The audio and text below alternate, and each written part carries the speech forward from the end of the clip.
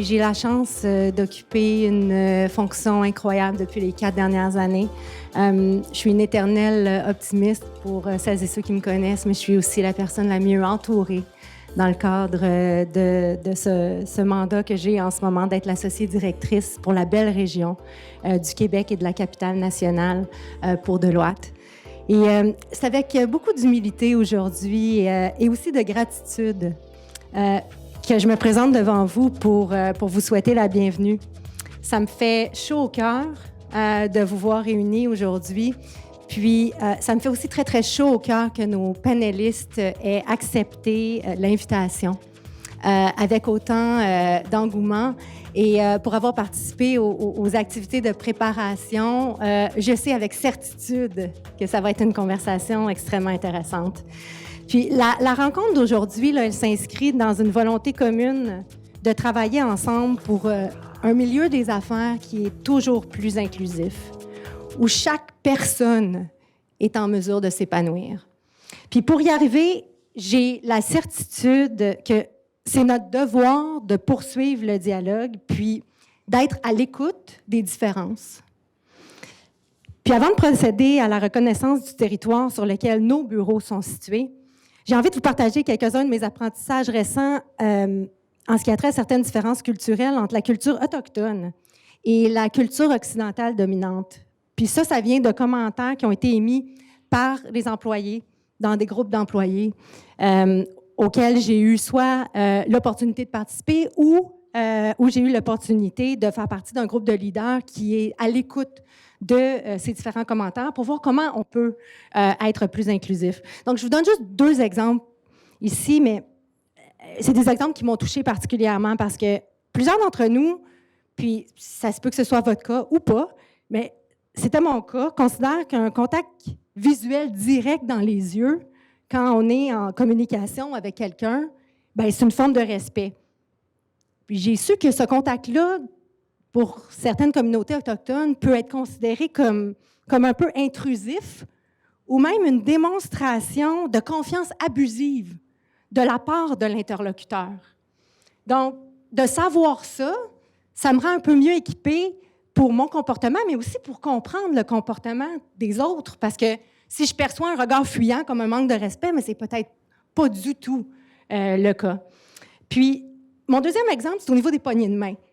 T'sais, moi, on m'a toujours appris, là, t'arrives, là, t'as une poignée de main ferme et déterminée, puis tu regardes dans les yeux en même temps. Bien, j'ai appris qu'au niveau de certains peuples autochtones, les poignées de main sont peut-être pas aussi répandues. Puis aussi que, quand il y en a, bien, elles se font tout en douceur.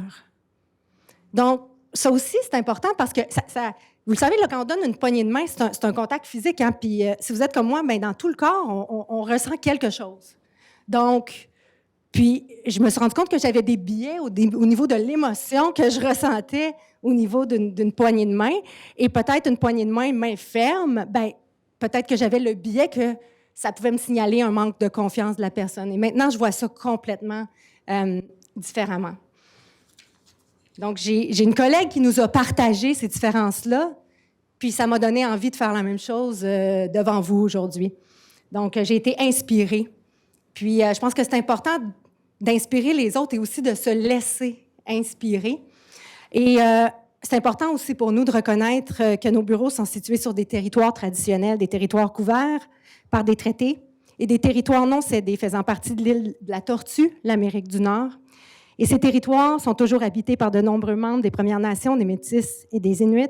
Et on reconnaît également les propriétaires traditionnels des terres où sont situés nos bureaux. Et nous rendons hommage à ces propriétaires, passés, présents et futurs. Pour nos 3 panélistes, comme leur réputation les précède, j'ai eu envie de les introduire avec une perspective plus personnelle. Puis, si vous voulez plus de détails, je vous invite à aller sur Google et vous allez pouvoir... vous allez pouvoir y passer votre fin de semaine et plus si ça vous tente. Puis, je l'ai fait moi-même. Alors, je peux vous dire qu'il y a beaucoup de matériel très, très, très intéressant.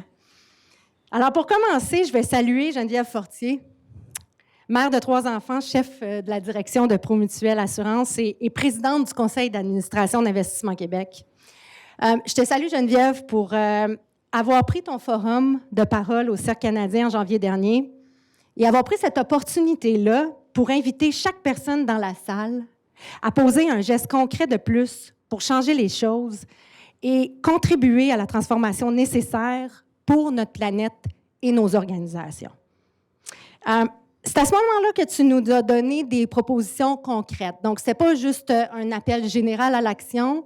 Tu es arrivé préparé, comme on te connaît, avec des propositions concrètes pour influencer le cours des choses en ce qui a trait à 4 transformations actuelles qui, selon tes paroles, provoquent une tempête inédite. Ces 4 transformations-là, ce sont la transformation climatique, démographique, numérique et la transformation de la chaîne d'approvisionnement. À ce moment-là, Geneviève, tu as misé sur notre pouvoir d'influence collectif et notre capacité individuelle, donc la somme de nos capacités individuelles, en fait, à changer les choses. Et tu as livré un message mobilisateur et important pour notre avenir collectif.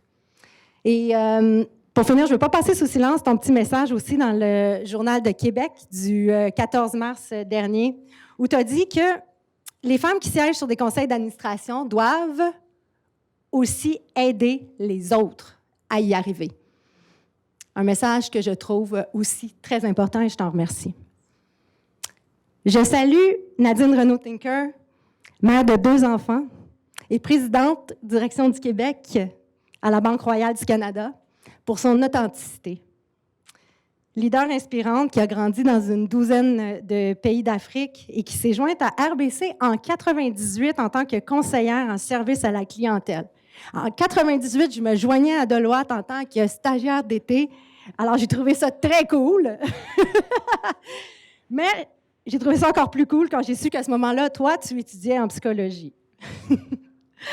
Prenant avec confiance, toi aussi, la tribune du Cercle canadien récemment, ce qui m'a frappée, c'est que tu as tout d'abord pris le temps de remercier ton équipe. Et tu es allé encore plus loin, tu as invité la salle à en faire autant et à reconnaître la contribution des équipes. Et plus tard dans la conversation, tu as aussi reconnu la contribution de tes mentors importants en les nommant par leur prénom.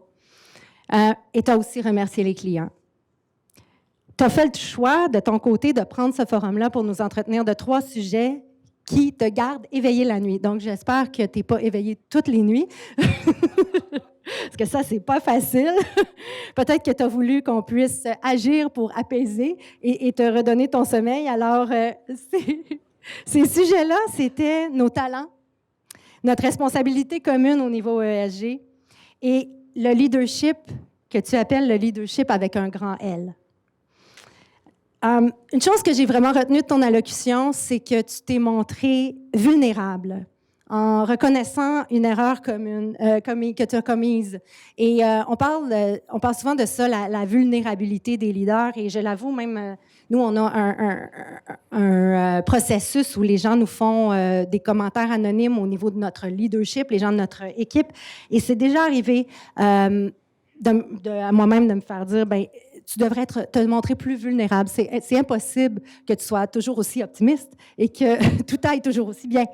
Alors, j'ai aimé ça parce que tu as dit, à ce moment-là, j'ai baissé un peu mes gardes sur les valeurs de l'entreprise en embauchant des gens qui cochaient bien les cases, sauf celles de nos valeurs communes, mais j'ai rajusté le tir. Et tu as conclu en nous parlant de la dualité entre la performance à court terme et la bienveillance à long terme. Et tu nous as aussi conseillé d'arrêter de penser qu'il faut faire plus. Il y a qui ici dans la salle qui s'est fait demander dernièrement d'en faire plus? Il y a juste moi? Mais plutôt de penser qu'il faut faire mieux. Merci beaucoup pour ça, Nadine. Je salue Annick Trudel, maman d'Anne-Frédéric, chef de la direction du cabinet d'avocats Lavery et présidente du conseil d'administration de la Chambre de commerce du Montréal métropolitain, pour son courage. Annick a été la première femme nommée présidente du conseil d'administration de l'administration portuaire de Montréal en 2016, en plus de 180 ans. Elle siège toujours au conseil aujourd'hui. Et pour Annick, c'est dans une magnifique entrevue balado de la série Brave qui a été conduite par mon amie Marie-Josée Gagnon avec Annick, que j'ai découvert toutes sortes de petites choses que je ne savais pas au sujet d'Annick. Elle avoue qu'elle ne choisit jamais la voie de la facilité et que prendre le chemin le plus difficile pour elle, c'est devenu un modus operandi. Donc, j'espère que ce n'était pas trop dur de venir ici aujourd'hui. En tout cas, tu as choisi de venir et je t'en remercie. Pour surmonter tes peurs, comme celle de plaider pour la première fois, tu as développé un syndrome que je connais beaucoup trop, se surpréparer afin de tout contrôler dans son environnement. Annick met l'emphase sur l'importance d'avoir conscience de la valeur du moment présent.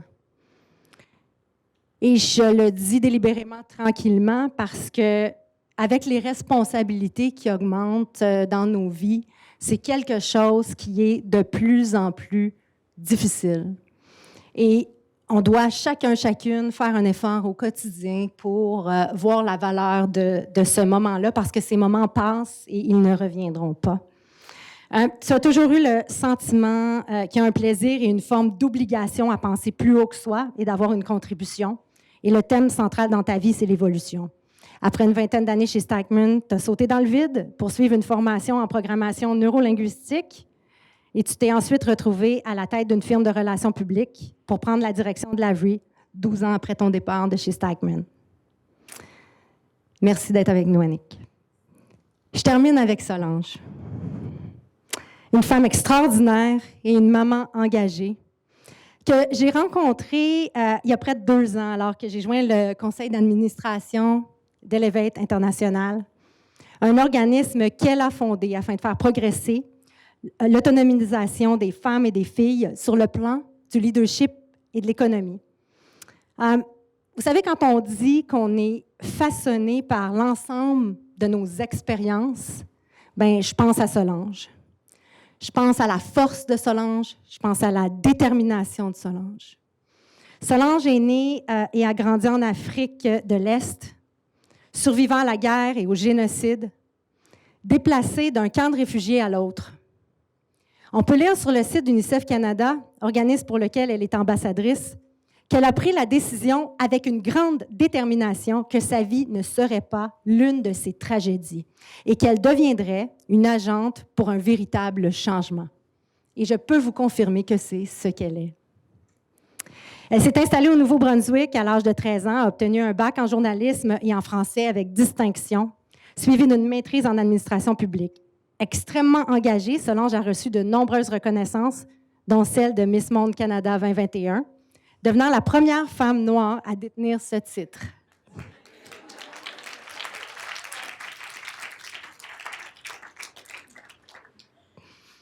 Après une carrière d'une dizaine d'années auprès d'Industrie Canada, Solange a décidé de se consacrer à 100% à inspirer, habileter et élever les femmes et les filles. Merci d'être avec nous, Solange, et d'animer ce panel. En 2019, alors que j'étais leader national de la fiscalité pour notre initiative visant à promouvoir la rétention et le perfectionnement et l'avancement des femmes au sein de notre pratique, j'ai été à même de faire des constats alarmants. Alors que 63% des postes d'entrée en tant qu'analyste en fiscalité étaient comblés par des femmes, 63% des postes d'entrée, 24% de nos associés en fiscalité étaient des femmes. Et ce pourcentage stagnait depuis 2017. Au même moment, on a décidé de sonder l'ensemble des femmes en fiscalité. Il y en a 50% qui ont répondu. Pour ceux qui font des sondages, je vous le dis, 50%, c'est un bon taux de réponse. Au début, j'étais découragée, puis après ça, ben, j'ai compris que c'était bon, surtout rendu aujourd'hui, parce que là, j'en vois beaucoup plus. Mais je peux vous dire que dans les répondantes, 87% ont affirmé rechercher activement des occasions de leadership. 60% ont affirmé avoir la volonté de devenir associés. Alors, ce n'est pas la volonté de nos femmes qui manque et qui manquait à ce moment-là non plus. Il y a 92% de ces femmes-là qui affirmaient que pour faire avancer leur carrière, selon elles, elles devaient faire des compromis en ce qui a trait à leur équilibre travail-vie personnelle. Et il y en a 40% d'entre elles qui estimaient qu'elles devaient travailler plus fort que leurs collègues de sexe masculin pour avoir le même niveau de réussite. Donc, c'est leur perception, mais je peux vous dire que la perception devient une réalité pour la vie des gens qui se sentent comme ça.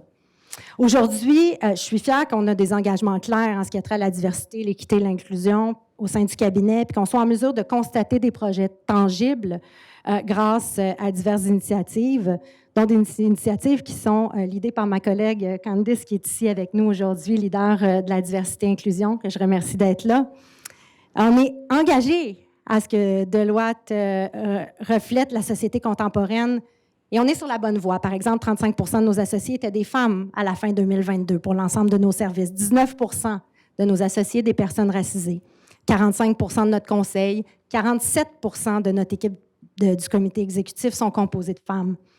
Mais malgré le progrès, il y a une question importante qui continue de me préoccuper grandement.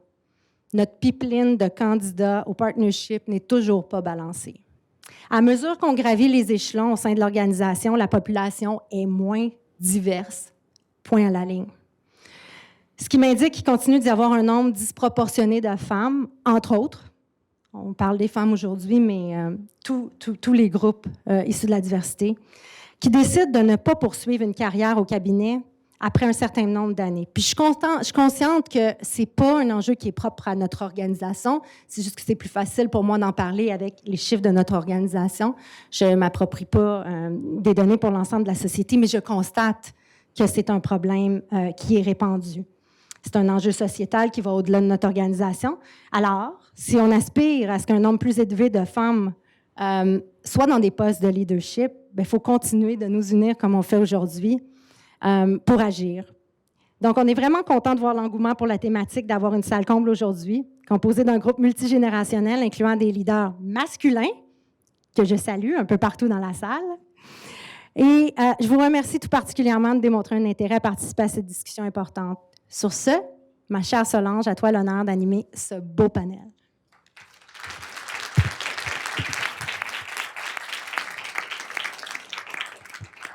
Wow. Merci. Ça va? Ça marche? C'est toute la faute à Ahmed. Oui. Mm-hmm.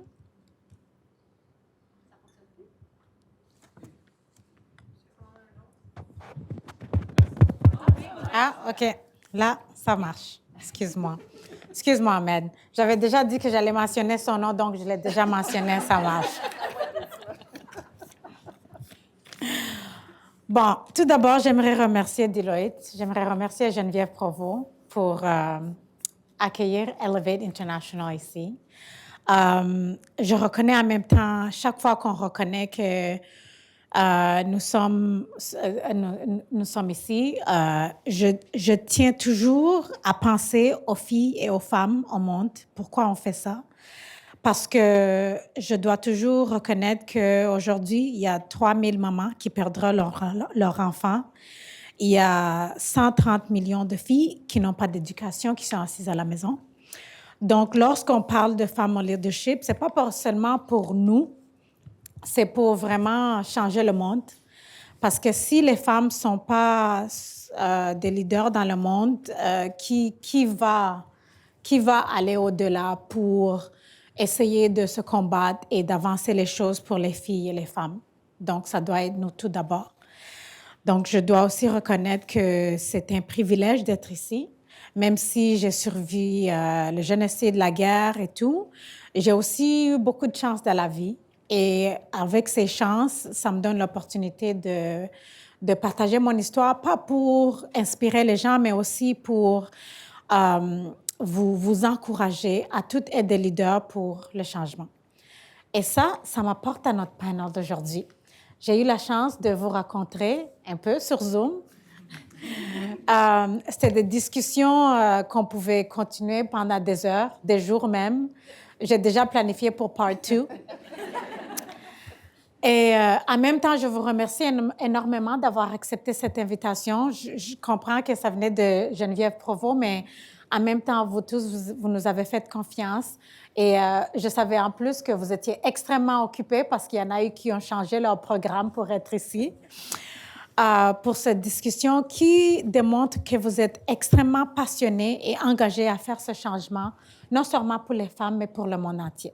Alors, je commence avec vous, Geneviève Fortier.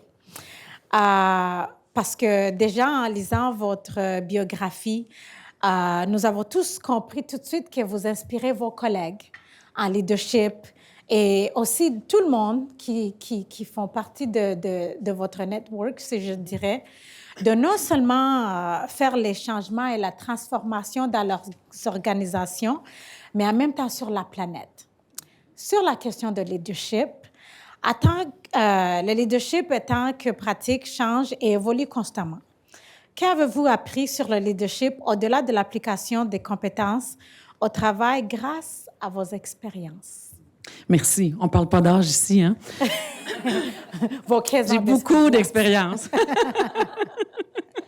En fait, je suis assez d'accord que le leadership change, le leadership évolue. Puis on l'a vu beaucoup au cours des 3 dernières années. On a demandé beaucoup à nos leaders. On nous a demandé beaucoup à nous aussi. Puis on nous a demandé de nous ajuster. Puis moi, je trouve ça intéressant de voir que le profil de leadership, il continue d'évoluer. Puis aujourd'hui, quand on me demande c'est quoi le leader dans le fond de demain, celui-là qu'on a le goût de suivre, qu'on a le goût, par lequel on a le goût d'être inspiré, je dis toujours, le nouveau leader, il sait combiner pour moi performance et humain. Ça fait 20 ans que je chante cette chanson-là, mais je trouve qu'aujourd'hui, c'est enfin entendu. Donc, il sait combiner performance et humain. C'est un créateur de sens. Les gens nous suivent quand on donne du sens à ce qu'on fait. Pour moi, c'est un champion de la transformation. On est tous condamnés à transformer nos organisations et le leader doit inspirer en ce sens-là. Les équipes vont le faire avec nous, mais il faut être un agent de transformation qui est bien dans ce contexte-là.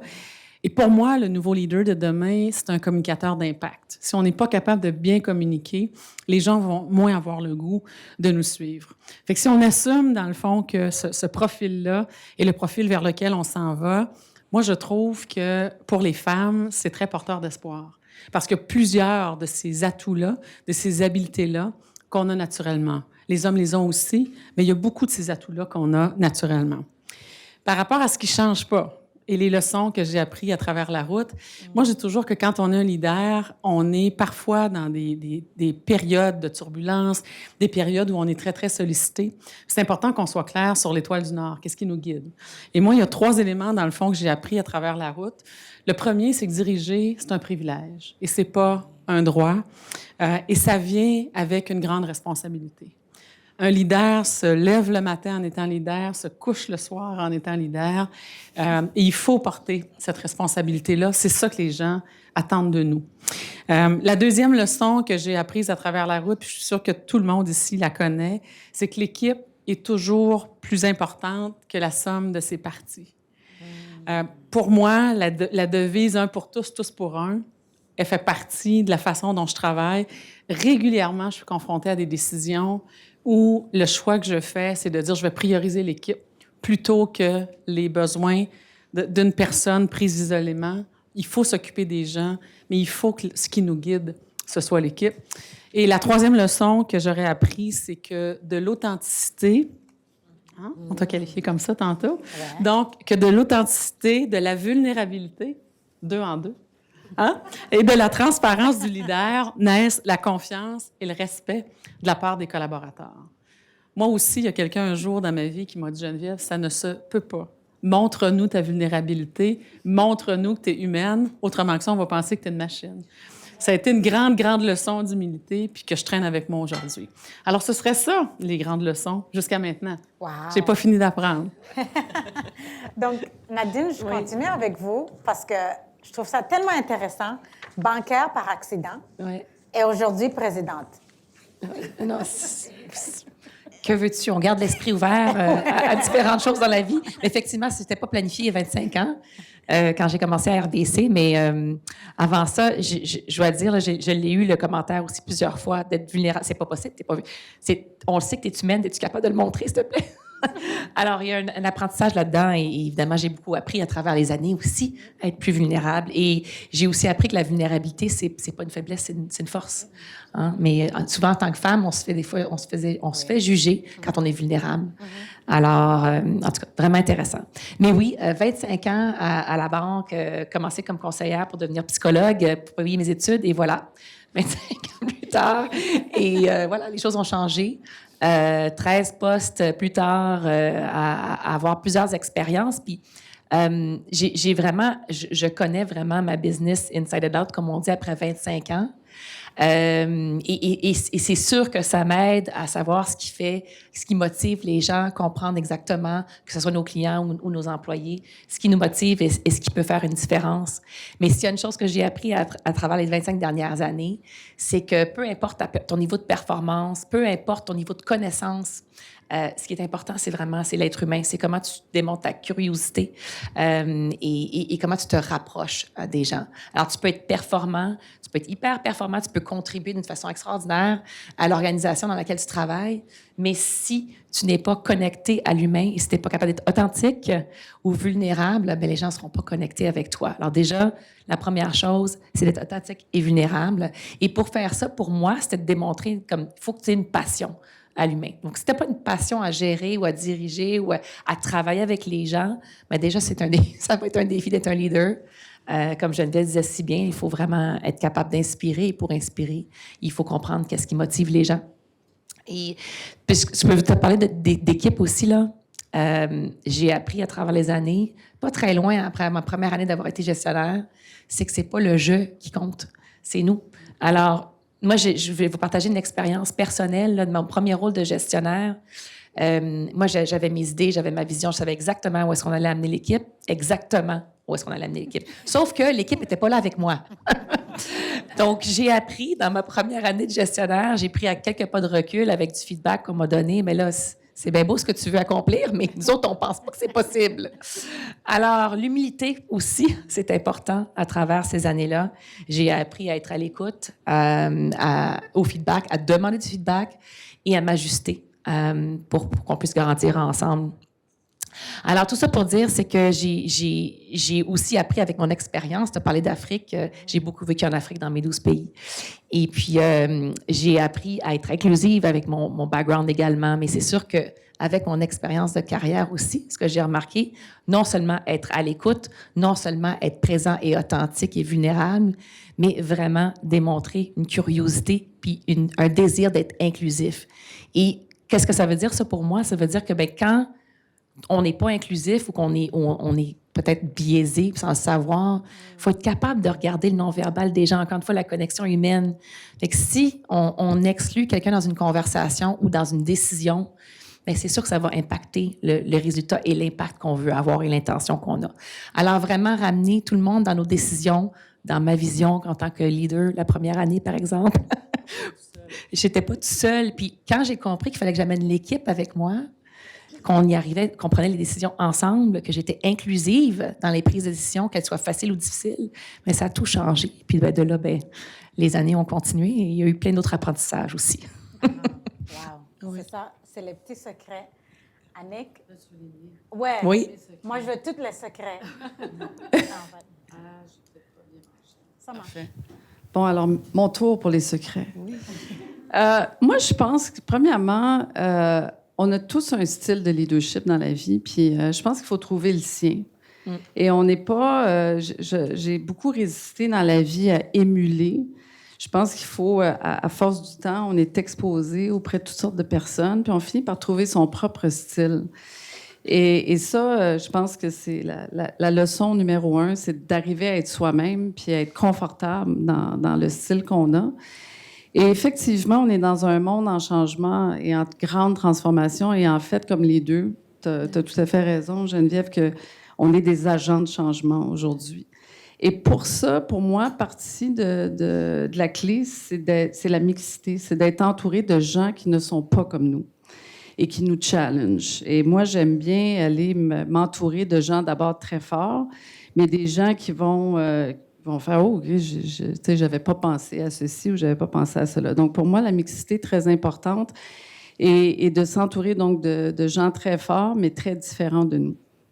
Et pour faire un peu de pouce sur ce que tu disais, Nadine, je pense que comme agent de changement, alors moi, j'ai certainement une personne dans la salle ici avec qui je travaille de près. Je suis très ambitieuse, j'ai beaucoup d'énergie, j'ai beaucoup d'ambition pour l'organisation. Mais chaque organisation a son rythme. Chaque personne a son rythme. Et je pense que c'est très important de choisir les mots qu'on veut utiliser, choisir les façons de dire les choses. Et ça, pour moi, ça fait partie de la leçon. Et l'autre chose, c'est que comme leader, on est là pour tout le monde. Enfin, tout le monde a son poids dans l'organisation, peu importe qui cette personne-là est, quelle fonction elle occupe. Et donc, l'inclusivité dans l'ensemble de l'organisation est très importante. Et l'originalité, l'innovation, elle peut venir de n'importe où dans l'organisation. Donc, être à l'écoute de tous et chacun, sans préjugés, pour moi, c'est très porteur. Et donc, c'est un peu les leçons des dernières années. Et il y a un peu la règle 80-20 aussi. Je pense que tu disais tout à l'heure que j'ai appris très tôt à être assez perfectionniste comme plusieurs femmes. Mais je pense que si on veut, on en a beaucoup sur notre plat, puis à un moment donné, la perfection n'est pas nécessaire. Je pense qu'il faut arriver à utiliser notre temps de façon intelligente. Et donc, avec le temps, j'ai appris à être un petit peu plus relax. Tout le monde ne dirait pas ça de moi, mais moi, je peux dire ça de moi-même. Voilà. J'allais poser la question. Ah, pardon. Non, c'est bon. Bon. Avant que je te demande la deuxième question, je vais d'abord remercier tous les hommes qui sont avec nous aujourd'hui, parce qu'on doit comprendre que pour l'égalité et avancer les choses dans le monde, on a besoin des deux. Et donc, pour tous les hommes qui sont avec nous aujourd'hui, merci d'être parmi nous et merci d'être des champions.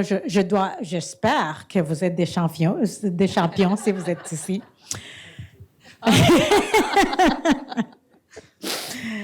Bon, deuxième question, c'est sur l'inégalité entre les sexes.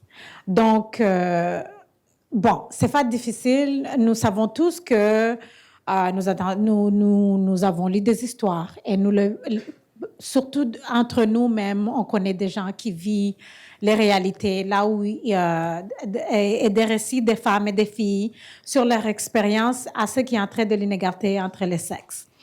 Nous savons aussi que cette inégalité-là, c'est pas quelque chose de l'ancien temps, ça existe encore aujourd'hui. Pour moi, j'aimerais savoir les leaders comme vous, tellement confiantes, intelligentes, qui inspirent si tant de monde.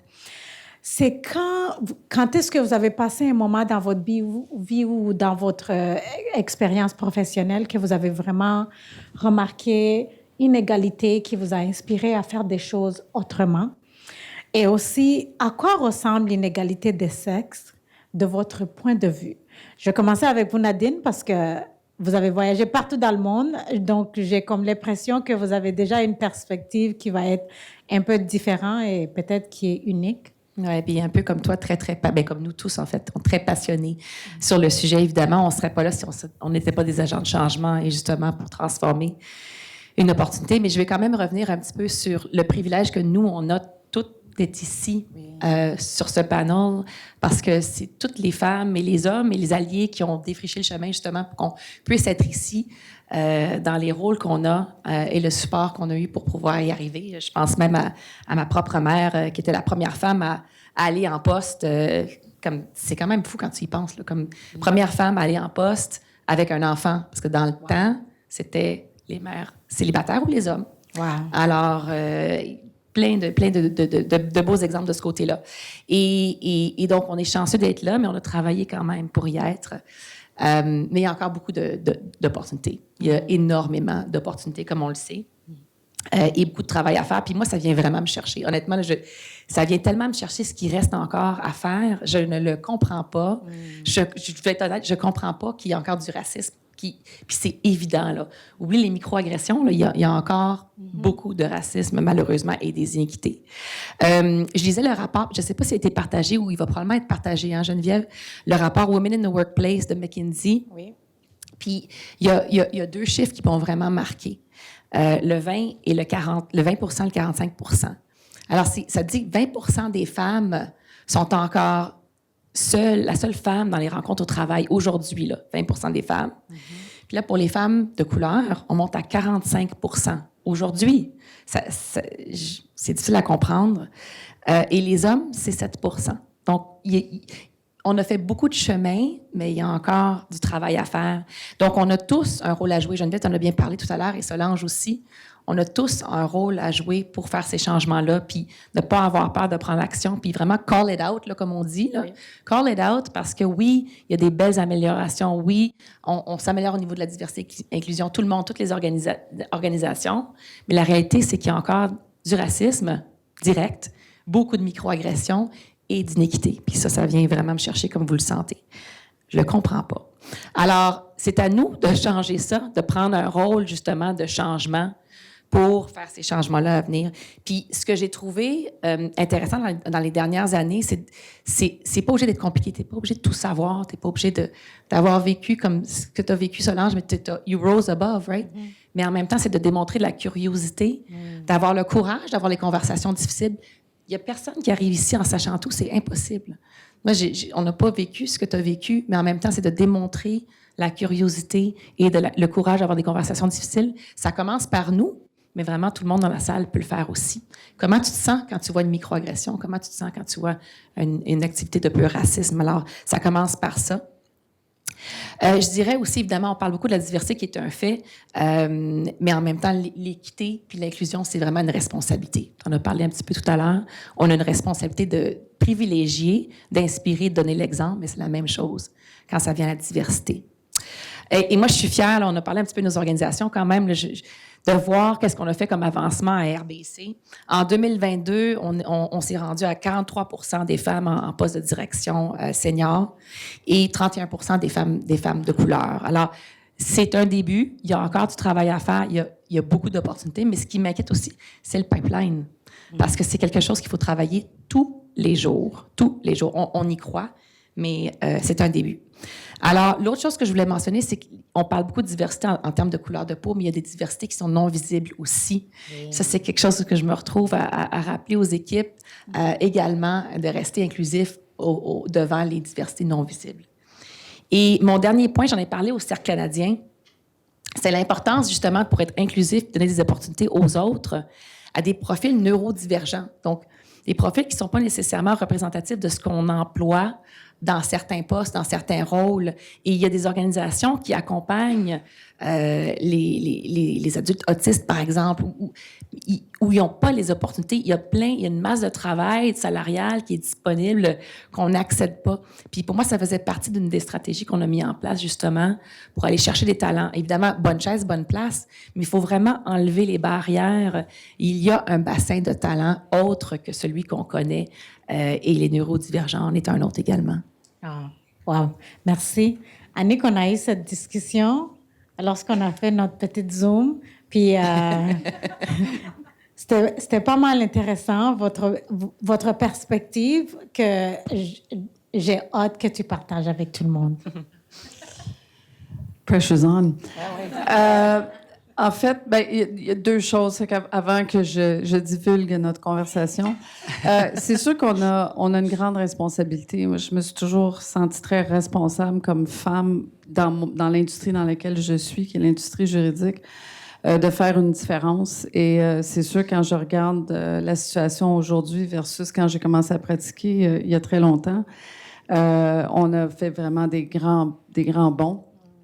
Et chez nous, par exemple, on est vraiment dans un milieu très inclusif et je suis très fière de dire qu'au niveau justement de l'accession à la société, on a une très belle relève où on a 65 % de femmes, donc ça, c'est extraordinaire. Mais all in all, on a une société qui est composée de 40 % de femmes au niveau de l'actionnariat, donc c'est quand même mieux que dans le reste de l'industrie. Cela dit, il reste encore beaucoup à faire. Et de façon assez spontanée, tu sais, quand j'ai une chaise d'ouverte, je vais toujours essayer d'encourager, de faire la promotion des femmes et des jeunes femmes et de la relève aussi. Et bon, par ailleurs, pour ce qui est de tout la notion de discrimination et tout ça, je me rends compte bien humblement qu'il me reste encore beaucoup à apprendre. Et j'ai eu l'extraordinaire privilège depuis les dernières années de travailler avec des femmes noires. Et je dois dire que je me rends compte à quel point je suis limitée parce que Je, je n'ai jamais été dans les souliers d'une situation de discrimination autre que femme versus homme. Et donc, c'est ça. Donc, je me rends compte que comme organisation, j'ai beaucoup à faire là-dessus. Et je suis rentrée en dialogue aussi avec des femmes de la communauté noire dans notre cabinet pour me rendre compte que c'est pas si facile que ça. Et c'est pas parce qu'on donne le mandat à quelqu'un de faire la différence, changer quelque chose, partons. C'est beaucoup plus complexe et subtil que ça. Et donc, il y a une sensibilité à développer comme leader. Et donc, c'est ça, je me rends compte que je dois être très humble par rapport à la situation. Il me reste encore beaucoup à apprendre. Donc, c'est un peu la dimension que je voulais apporter. Voilà. Non, c'était vraiment une conversation que j'ai énormément appréciée parce que, tu sais, souvent, pour les minorités visibles, qui sont visibles parce qu'on ne peut pas vraiment changer notre couleur, souvent, on subit différentes sortes d'inégalités, mais ce qu'on aime, c'est les leaders qui disent « Moi, je ne comprends pas ta réalité, mais j'aimerais apprendre et la comprendre avec ta perspective. » Moi, je trouve qu'on a beaucoup besoin de plus de leaders comme vous, qui sont humbles et qui veulent apprendre, pas par dire « I'm going to learn by myself ». Well, no, because you'll never walk in my shoes. Ça serait plus, je vais apprendre avec toi pour que toi aussi, tu peux être la meilleure des leaders sans changer qui tu es. Donc, c'est pour ça que j'ai énormément apprécié notre conversation. Je continue avec vous, Geneviève. Sur mon point de vue? C'est ça, tes petits secrets. Je n'ai pas de très, très grands secrets à partager parce que je trouve que Nadine et Yannick l'ont super bien fait. Mais quand on s'est préparé, la façon dont j'avais adressé cette question-là, quand on est la troisième à parler du même sujet, on ne veut pas se répéter. J'avais le goût de vous partager une expérience vécue pour amener une autre dimension de la diversité. L'expérience que j'allais partager, en fait, c'est moi jusqu'à l'âge de, je sais pas, début quarantaine, je pensais pas trop à ça, tu sais, l'égalité des sexes. Puis moi, ma mère me disait depuis que j'étais toute petite, t'es belle, t'es fine, t'es bonne, t'es capable, fais ce que t'as à faire, puis vas-y. Fait que j'ai pas été éduquée dans un milieu où on faisait ce type de différence-là. On était plutôt très inclusif dans la façon de le faire. Puis je ne dis pas qu'on n'avait pas de biais, pas du tout, mais je dis juste qu'on était éduqués dans cette façon-là de faire les choses. Puis c'est vraiment quand je suis arrivée au début de la quarantaine que j'ai commencé à comprendre davantage le concept de la diversité sous différentes formes. Puis à ce moment-là, moi, j'avais des ambitions et je voulais diriger des organisations. Et j'ai réalisé que la filière de laquelle j'arrivais, qui était la filière ressources humaines, n'était pas une filière qui était naturelle pour pouvoir progresser dans l'organisation. Puis là, je me disais, mon Dieu, j'étais identifiée comme candidate à haut potentiel. Tout le monde voulait que j'avance. Mais là, rendu là, quand c'était le temps de dire on va prendre les vraies décisions, on va la mettre dans les vrais rôles, mais là, soudainement, ça devenait plus difficile. Et je me souviens de m'être fait la réflexion et d'avoir un moment donné regardé cette organisation-là, les gens qui étaient assis autour de la table du comité de direction, les gens qui étaient assis autour de la table du conseil d'administration, et je me disais, mais comment peuvent-ils comprendre la réalité dans laquelle je suis, puisqu'ils sont tous pareils, qu'ils pensent tous pareil et qu'ils prennent toutes leurs décisions sur les mêmes critères. Et ça m'avait frappée à ce moment-là. Puis je me souviens d'avoir fait une longue réflexion autour de ça, puis de m'être dit, imagine pour les femmes racisées, imagine pour ceux qui arrivent avec un handicap, imagine pour ceux qui arrivent d'une culture différente. Je me disais, ce sont des obstacles additionnels. Et comme je suis volontaire, personne ne sera surpris de ça, dès ce moment-là, j'ai commencé à sentir une responsabilité. La responsabilité de nommer les choses, la responsabilité d'avoir le courage de ses convictions et la responsabilité de faire une différence. Et je me souviens qu'à ce moment-là, je me disais, bien, on va les regarder, les pipelines de candidats puis de candidates, et j'étais bien placée.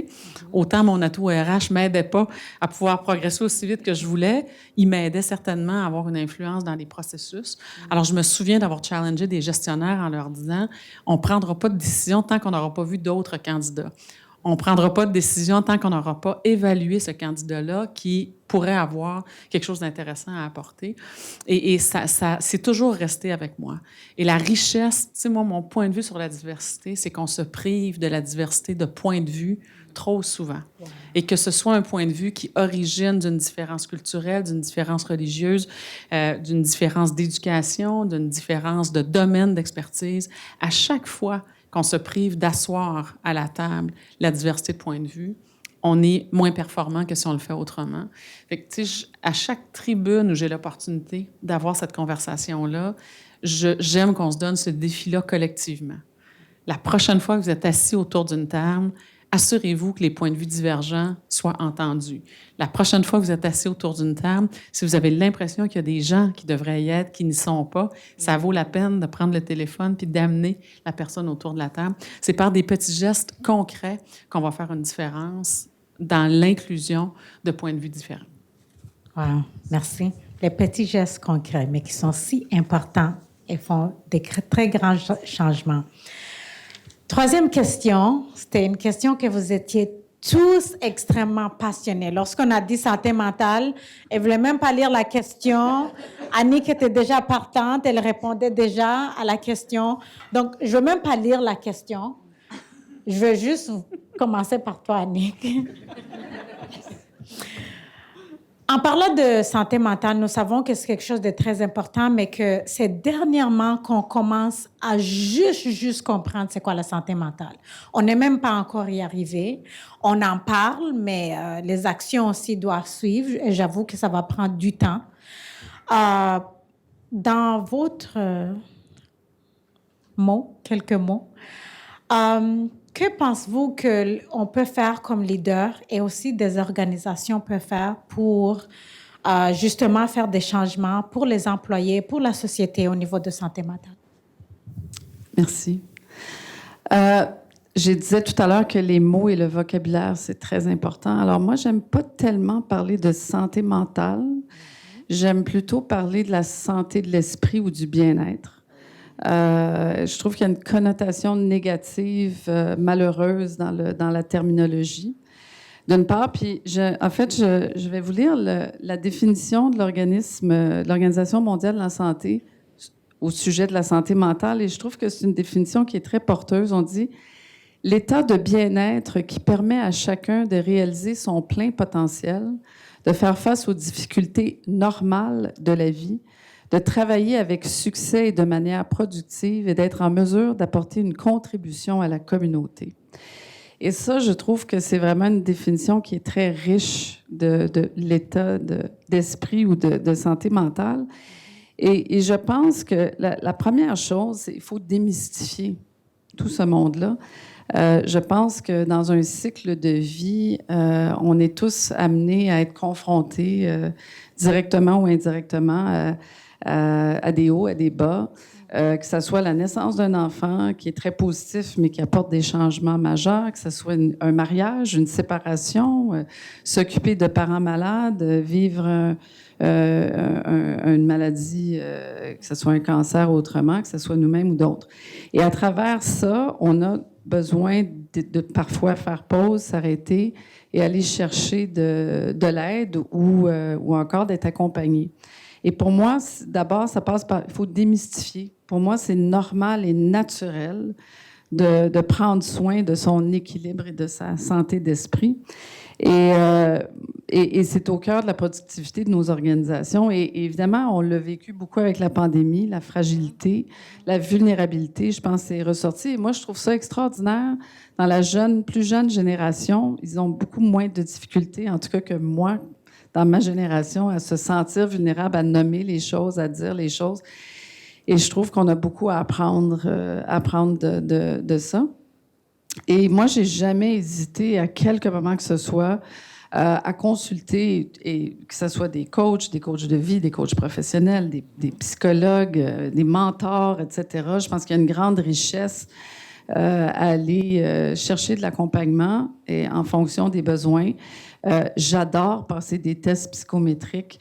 J'en ai fait plein dans ma vie. Pour moi, c'est comme le party parce que là, j'apprends, hey, wow, c'est vrai, j'apprends en fait à mieux me comprendre et mieux me connaître.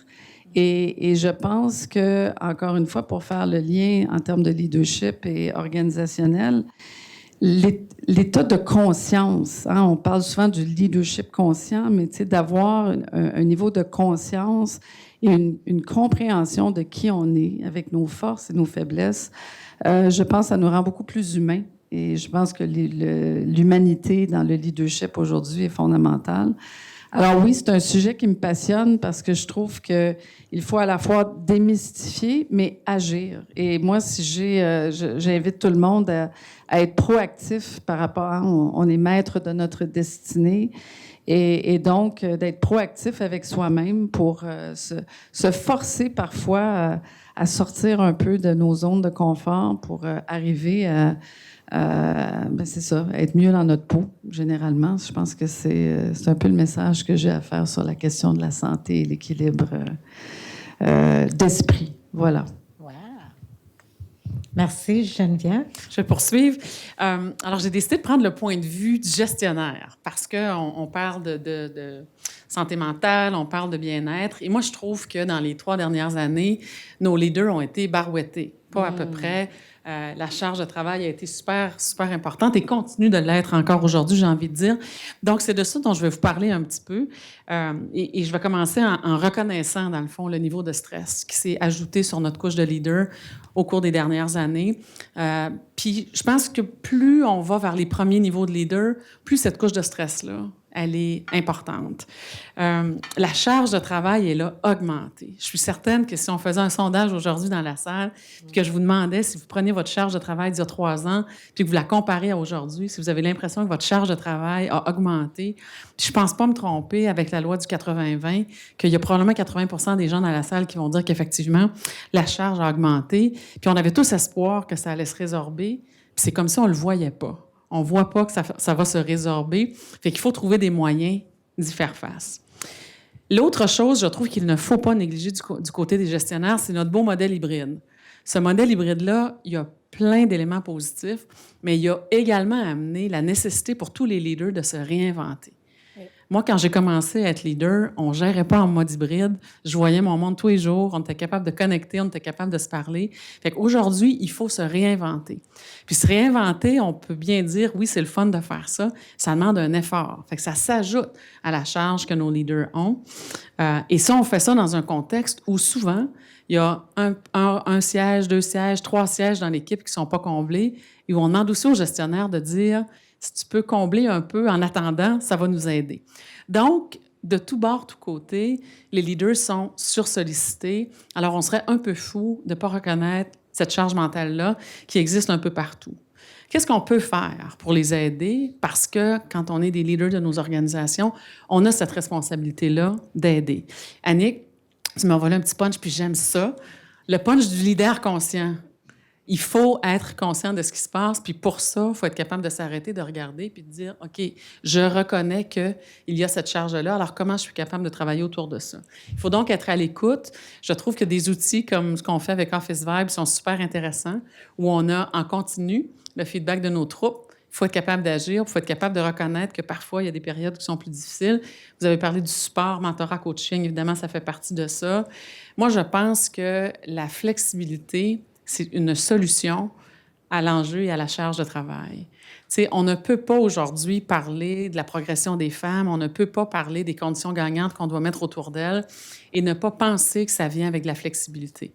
Et by the way, il y a bien des hommes que je connais qui haïssent pas ça non plus. Fait que, tu sais, je pense que la question de la flexibilité, quand on mesure sur le résultat, sur la performance et non pas sur la façon dont c'est fait, c'est souvent garant d'une charge de stress, d'une charge mentale qui est moins élevée. Fait que je pense que cette flexibilité-là, elle est importante. Et moi, je pense qu'on a la responsabilité, comme employeur, comme entreprise, de continuer à investir dans toutes sortes de programmes novateurs.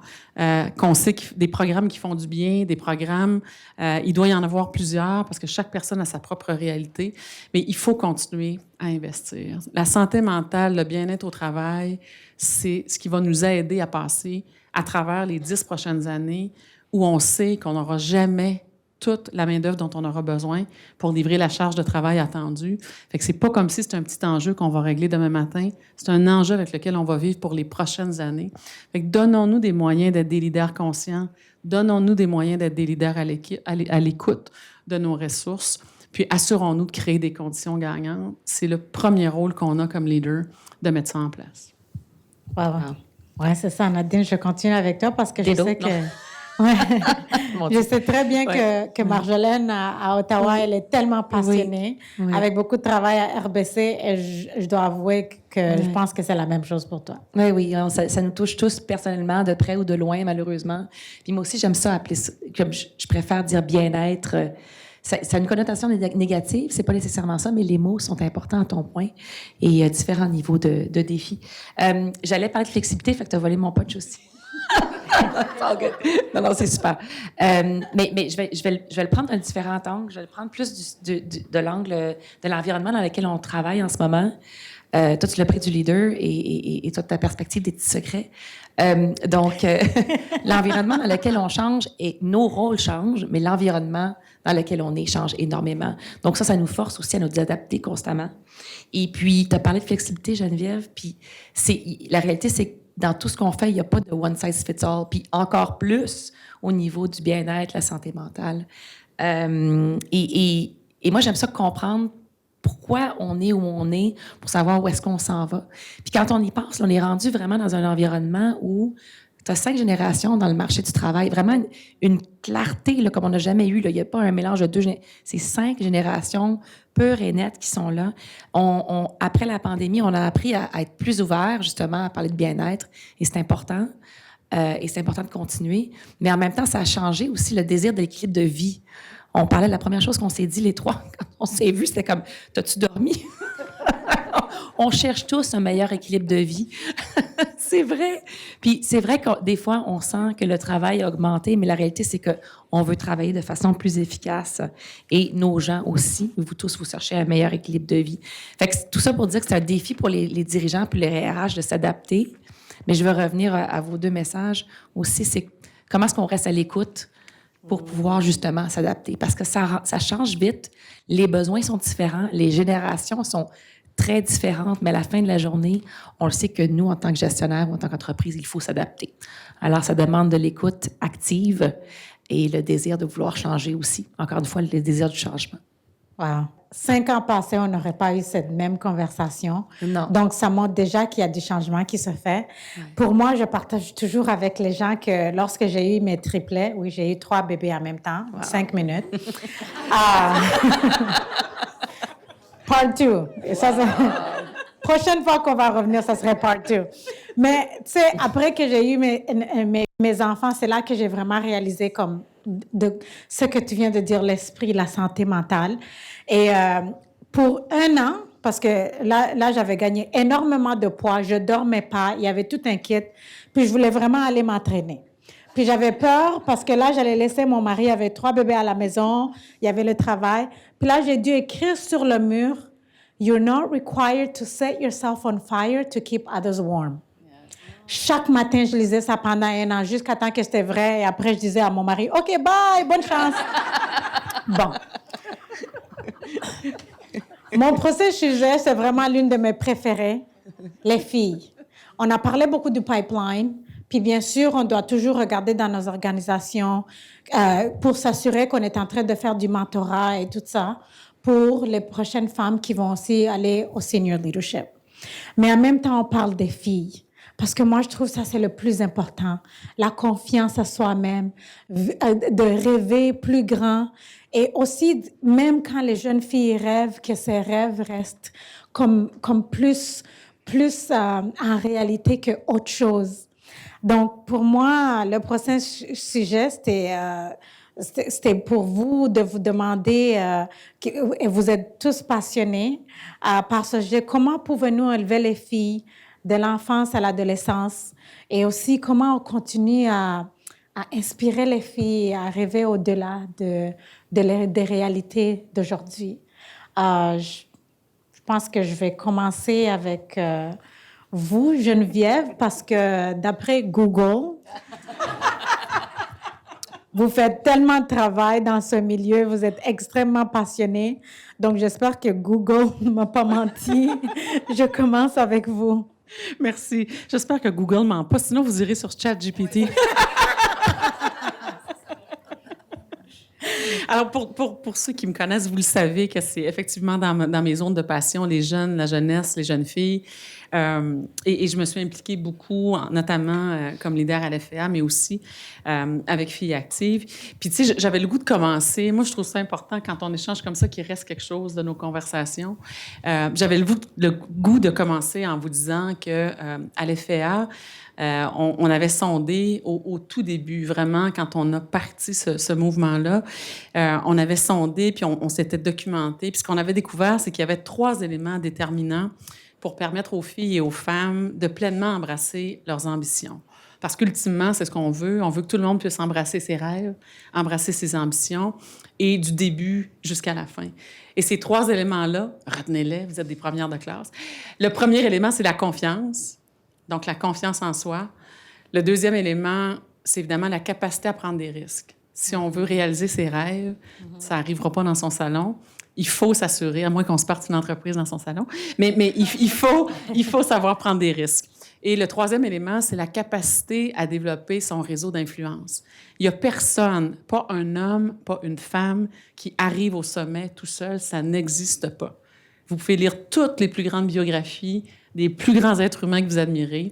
Ils vont tous vous parler des gens qui les ont aidés à progresser. Donc, cette capacité-là à combiner confiance, prise de risque, développer son réseau, c'est porteur pour la suite. C'est donc essentiel dès la petite enfance, vraiment, dès la petite enfance, de commencer à travailler sur les éléments avec les jeunes filles et de poursuivre cela tout au long de l'adolescence, puis lorsqu'elles entrent sur le marché du travail. Moi, j'ai eu le privilège d'être associée à Filles actives pendant plusieurs années.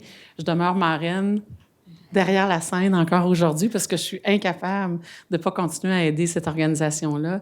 Filles actives, dans le fond, fait la promotion du sport chez les jeunes filles de 12 à 17 ans sans aucune obligation de performer, ce qui est rare pour les jeunes filles qui ont à peu près tout le désir d'être des perfectionnistes. Donc, aide les jeunes filles à aimer faire du sport sans aucune obligation de performer, juste pour le plaisir et sans aucune pression sur le corps qu'elles ont. La confiance en soi, c'est aussi bien se sentir dans son corps. Puis bien se sentir dans son corps, ça donne de la confiance. Puis penser que ton corps doit être comme celui-là de toutes les autres, ça enlève de la confiance. Donc, on a intérêt à commencer à travailler très, très tôt avec les jeunes filles. Puis ça commence au primaire, 5e année, 6e année, puis de continuer à le faire. Fait que ça, c'est un premier geste concret. Un deuxième geste concret, c'est le travail, évidemment, que j'ai pu faire, quel privilège, avec l'FEA. Moi, j'ai eu le privilège de former plus de 3500 femmes leaders sur la confiance en soi. C'est le pilier dont on m'avait donné la responsabilité. Et je l'ai fait à travers du partage d'expériences. Et encore aujourd'hui, ce qui me rend le plus fière, c'est quand je reçois des appels de filles que j'ai formées, puis qui me disent, Geneviève, cette conversation-là qu'on a eue un samedi matin dans une salle, dans un hôtel de Montréal, ça m'a marqué, c'est resté avec moi. Puis aujourd'hui, quand je doute, je retourne à ça, puis je me dis, fais-toi confiance et vas-y. Alors, ne négligeons jamais les conversations qu'on a avec des filles, des femmes de notre entourage. Puis j'oserais dire encore aujourd'hui, même avec les jeunes hommes, moi j'ai le privilège, j'ai une écurie d'une 12aine de jeunes qui ont entre 20 ans et 28 ans que je coach le dimanche matin. Puis mon plaisir avec cette gang-là, c'est de m'investir pour les aider à ce qu'ils ne doutent pas. Qu'ils ne doutent pas de leurs rêves, qu'ils ne doutent pas de leurs ambitions et qu'ils se donnent le petit coup dans le dos dont ils ont besoin pour avancer. Fait qu'encore une fois, pour moi, j'en fais plein des petits gestes concrets, mais cette capacité-là qu'on a, à chaque fois qu'on rencontre quelqu'un, d'avoir de l'impact, c'est fou comment on sème des graines qui font la différence. Alors voilà, un autre petit défi pour tous. Merci. Nadine, je continue Ouais. avec vous parce que vous parlez souvent dans vos entrevues de sortir de notre zone de confort. Ouais. Ce que je trouve qui est extrêmement important, surtout pour les jeunes filles et les femmes, parce que ça commence du bas âge et si on continue avec cette même mentalité, ça continue avec nous étant des adultes. Oui, non, absolument. Puis évidemment, étant mère d'une fille aussi, c'est sûr que ça nous propulse encore davantage. Mais je dirais, je vais revenir sur ce que tu as dit, Geneviève, parce que c'est de se connaître, c'est super important. Puis tu en as aussi parlé tout à l'heure, Annick. Se connaître, c'est vraiment important. D'avoir le courage de donner cette confiance-là. C'est pas évident, mais ça se fait par les petits gestes. Hein. Et de donner permission aux jeunes filles d'aimer qui elles sont. Puis la différence, c'est beau. C'est vrai que les filles, on a tendance à dire, ben moi, je suis pas comme ça. Tu sais, c'est fou. C'est vraiment, il y a un manque de confiance qui est là, qui est inhérent à la façon qu'on pense. Alors, de vraiment encourager à bâtir cette confiance-là et de s'aimer comme elles sont, comme on l'est. Puis, d'enseigner vraiment que la différence, c'est une énorme richesse. Et ça, c'est quelque chose que j'ai remarqué dans les dernières années, que ça soit au travail ou dans les activités que je fais comme les FEA aussi, ou dans le mentorat avec mon équipe. Et puis, je me rappelle d'une conversation en particulier qui était difficile avec une jeune femme il y a quelques années. Puis, elle arrivait tard au travail, elle avait changé de comportement, elle n'était pas engagée. Puis, on a ces conversations-là régulièrement. Il faut dire les choses comme elles sont. Puis, j'ai demandé, mais comment tu vas? Qu'est-ce qui se passe? Là? Tu as l'air moins engagée. Est-ce que je peux t'aider? Peux-tu m'expliquer? Qu'est-ce qui se passe? Étais-tu à l'aise de partager? Elle n'était pas à l'aise de me partager ce qui se passait à ce moment-là, mais ce que j'ai découvert par la suite, c'est qu'il y avait des gros problèmes dans la famille, tout ça, et avec son conjoint. Tout ça pour dire, c'est que je l'ai revue 10 ans plus tard, il n'y a pas longtemps. Puis elle est venue me voir, elle est venue me trouver dans une salle, Nadine a dit, je veux juste te dire merci. Je dis, comment ça? Elle dit, mais parce que c'est toi qui m'as aidé à parler, à aller chercher de l'aide et justement aller chercher la confiance que j'avais besoin pour... Elle se faisait battre par son mari, malheureusement. En tout cas, il y avait des gros défis. Et puis maintenant, je suis devenue une leader parce que je ne pensais jamais pouvoir l'être, mais tu m'as donné la confiance de l'être. Alors, c'est des conversations comme ça qui viennent vraiment te chercher. Ce qu'on fait, ça a de l'importance, mais donner de la confiance et donner des petits éches pour aller s'aider, c'est important. Ce que j'aimerais vous partager aussi, c'est l'importance de parler fort. On a souvent... fort! On est souvent dans une salle, là, puis on se dit, c'est pas à moi de dire quelque chose, je vais attendre. Parlez fort, exprimez-vous et assurez-vous que votre voix est entendue. Le temps va nous être donné selon le temps qu'on donne et quand on s'exprime. Puis vous avez de quoi amener à la table, je vous le garantis. Et chaque modèle est différent, chaque diversité de pensée est différente, et c'est ça la valeur, tu en as parlé tout à l'heure. L'autre chose que je voulais vous partager, puis là, c'est beaucoup plus personnel. On a eu des gros défis avec ma fille qui est autiste pendant plusieurs années. Et elle souffrait terriblement du fait qu'elle était tellement différente, puis elle l'est toujours. Mais c'était tellement un plaisir de la voir aujourd'hui avec tout le travail qu'on a fait avec elle et le travail qu'elle a voulu faire aussi, qu'elle a reconnu qu'être différente, c'est en fait une force. C'est de toute beauté. Mais je reviens 5 ans en arrière. Elle souffrait énormément et nous, on avait peur de la voir comme ça, puis on voyait pas le bout du tunnel. Mais avec de l'aide, justement, quand on revient au bien-être, avec de l'aide autour de nous, le système de santé, psychologue, psychiatre et tout ça, et l'école, et notre support, à vraiment développer sa propre confiance, qu'être différente, c'est une bonne chose. Je la vois aujourd'hui, c'est une jeune femme tellement accomplie, là, 15 ans, qui n'a pas peur de s'exprimer. C'est plus la même personne. C'est incroyable. Alors, c'est 2 exemples concrets, mais pour moi, ça me garde justement motivée pour continuer à faire une différence. Wow. Merci. Annick, j'ai pas de micro. Mot de la fin sur cette question. Chacun a ses zones où on manque de confiance, puis ça varie d'une personne à l'autre, puis c'est relié à toutes sortes de... On a tous des backgrounds différents, on a tous vécu des expériences différentes, mais moi, je trouve qu'un des fils conducteurs importants pour le gain de la confiance, c'est la communication. Et ça, en fait, c'est probablement le cours qui ne se donne pas de façon systématique du primaire au secondaire à l'université, alors que ça devrait être le fil conducteur. On devrait avoir de la formation en communication à partir du moment où on rentre à l'école jusqu'à temps qu'on termine l'université, parce que arriver à bien communiquer, d'abord, c'est être capable d'exprimer nos besoins, être capable d'exprimer nos idées. Et être capable aussi de parler en public, de communiquer, que ce soit dans un forum plus petit, dans une rencontre, une réunion, ou que ce soit dans un forum comme ici ce soir, ça fait vraiment la différence. Et parce que ça nous permet justement de prendre parole. Et pour moi, ça passe donc beaucoup par... moi, j'ai vraiment j'ai eu l'opportunité, en sortant du droit pendant un bout de temps, d'être en relations publiques et de me faire former au niveau de la communication. Et pour moi, ça a été un moyen, un outil extraordinaire pour avoir confiance et me permettre des prises de risques que j'aurais peut-être pas fait autrement. Donc, c'est peut-être ce que je rajouterais en termes d'outils.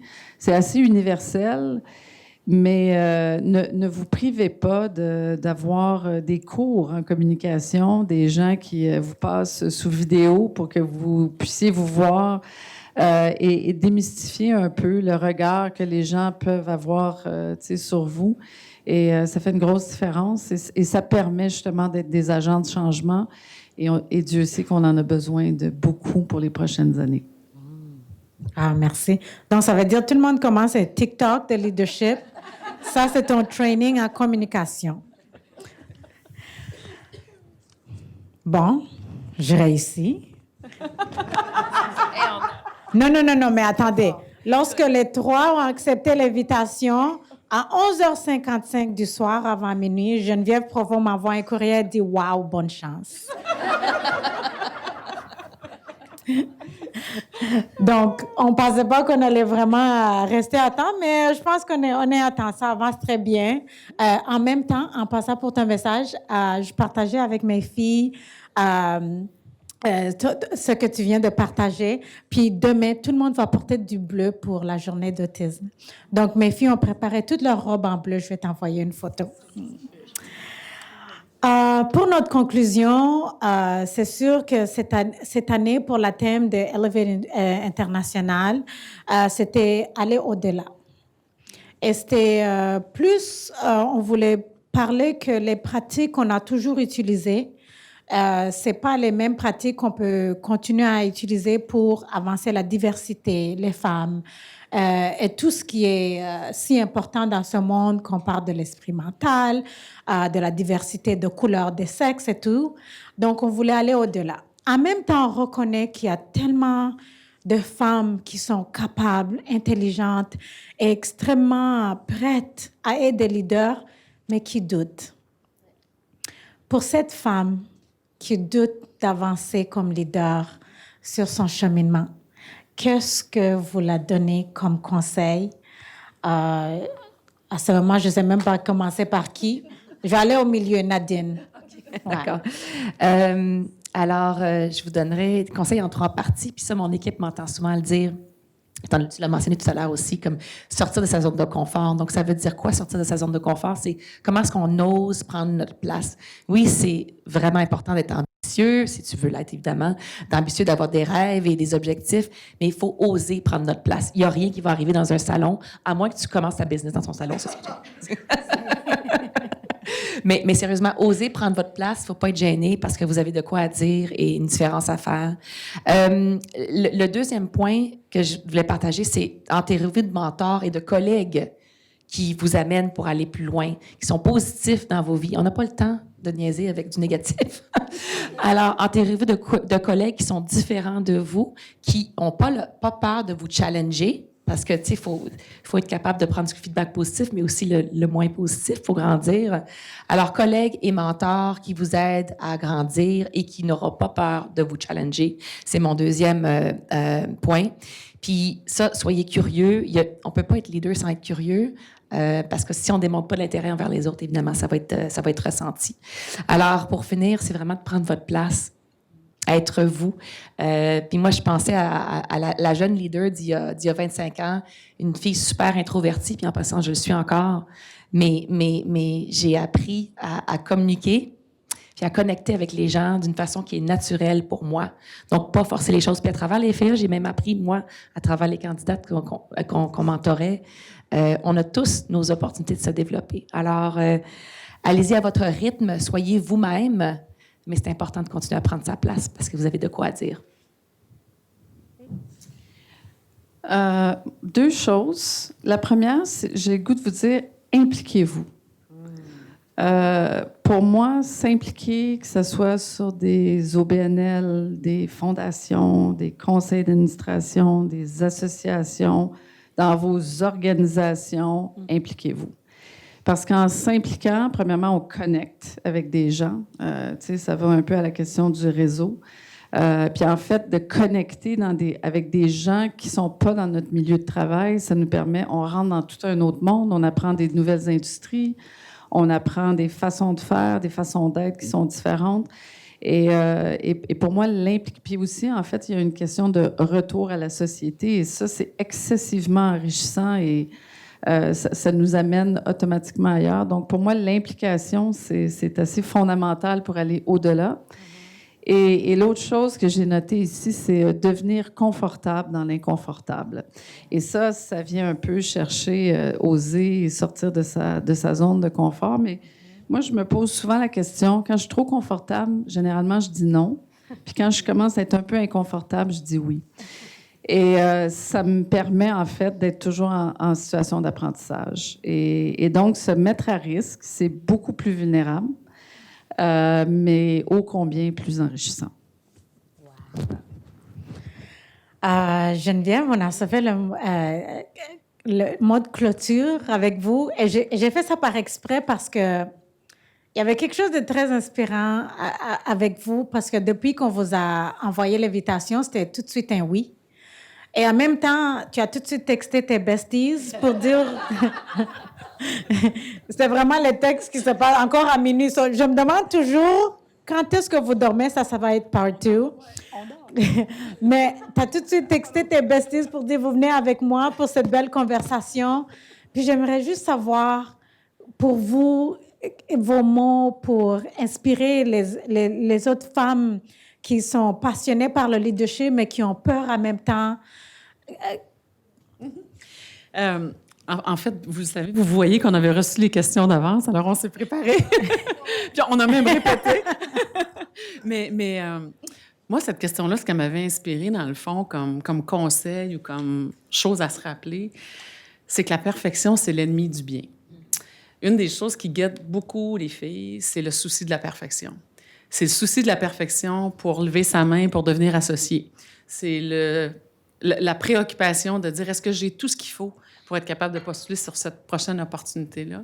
Et ça, c'est guidé par un souci de la perfection démesuré. Les gars, ils ne se posent pas toutes ces questions-là. Disons-nous-le. Des fois, un petit brin, René, mais pas tout. Donc, la perfection, c'est l'ennemi du bien. Soyez indulgente avec vous-même et embrassez vos ambitions. Il fut un temps, partager ses ambitions, c'était pas toujours bien vu. Aujourd'hui, c'est fini. On peut partager nos ambitions, bien le faire, utiliser notre voix forte, puis à partir de ça, on va être entendu.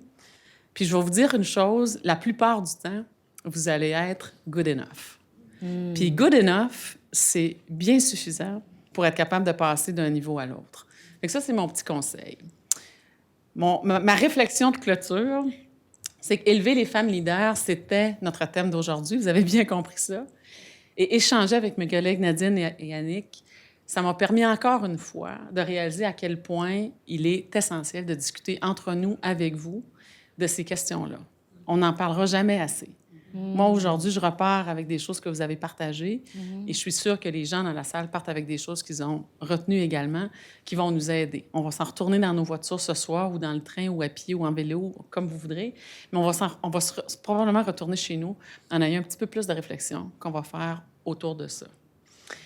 Ça permet de mieux se comprendre, ça permet de se sentir écouté, ça permet de sentir qu'on n'est pas si différent que les autres quand on réfléchit à ces questions-là. Mais c'est pas assez. C'est pas assez parce qu'il faut aussi inclure les hommes dans notre conversation. Vraiment, aux 5, 6, 7 personnes, hommes qui sont avec nous aujourd'hui, merci d'être là. Il en faut plus. C'est important. Je ne vous connais pas tous, mais il y en a que je connais ici autour de la salle et je sais que vous créez ce discours-là et que vous le créez dans vos équipes. Et c'est ça qui va faire la différence. On a une opportunité en or. Dans les 10 prochaines années, il va manquer de main-d'œuvre un peu partout. Allons chercher la force de la diversité sous toutes ses formes et on va construire une société beaucoup plus forte que celle qu'on a aujourd'hui. Alors, je terminerai comme ça. Wow. Merci. Wow!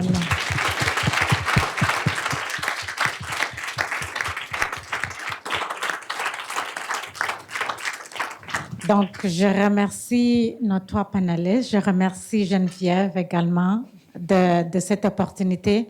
Chaque fois que nous avons une occasion d'avoir un événement d'Elevate, je dis toujours, c'est la petite fille de 11 ans qui était au milieu d'un camp de réfugiés avec 2 robes, qui est ici devant vous.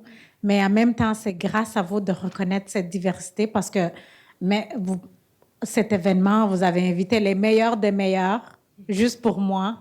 Donc, ça montre la confiance et aussi cet thème d'aller au-delà et de reconnaître un autre leader sur son cheminement. Donc, je vous remercie énormément. Maude et Dominique, qui n'est pas avec nous aujourd'hui, et Carole, toute l'équipe, je vous remercie. Merci, Solange.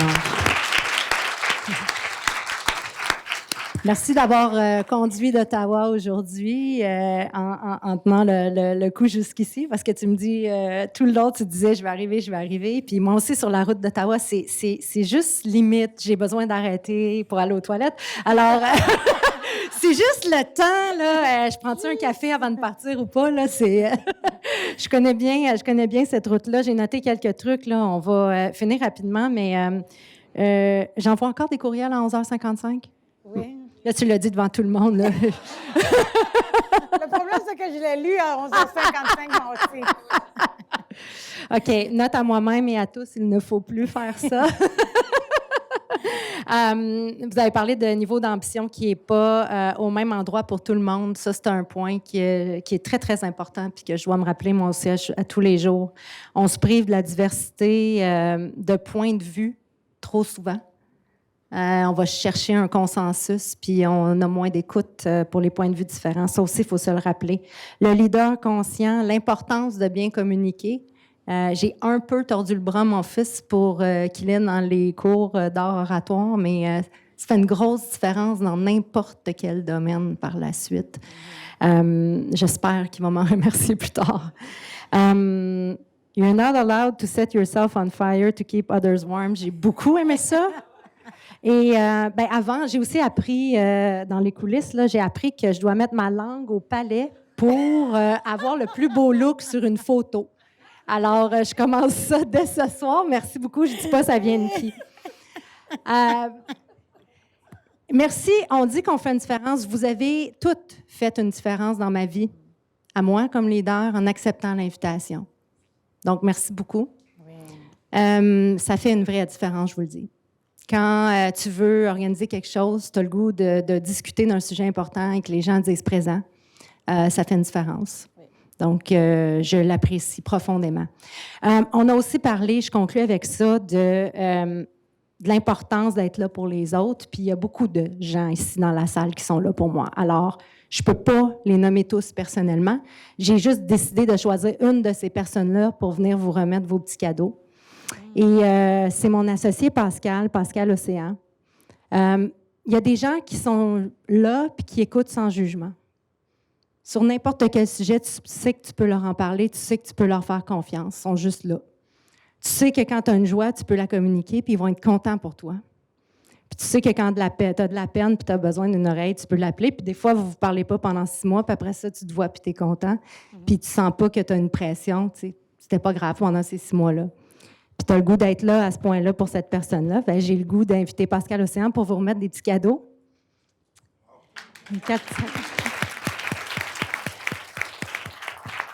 C'est des petits cadeaux qu'on a choisis qui font, dans le fond, ce sont des entrepreneurs femmes québécoises qui ont leur propre entreprise. Donc, ça a été sélectionné par notre équipe de marketing, des petits produits chouchous qu'on vous remet.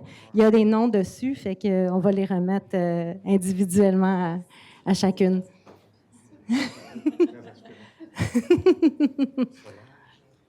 Merci, t'as les triplets, moi j'ai des jumeaux. Ah, il y en a un troisième aussi. J'aime bien. Merci. Donc, tout le monde, je vous invite à rester pour le cocktail réseautage qui va poursuivre jusqu'à 7 heures. Je vous remercie de votre présence, puis j'espère que vous avez apprécié. Merci beaucoup.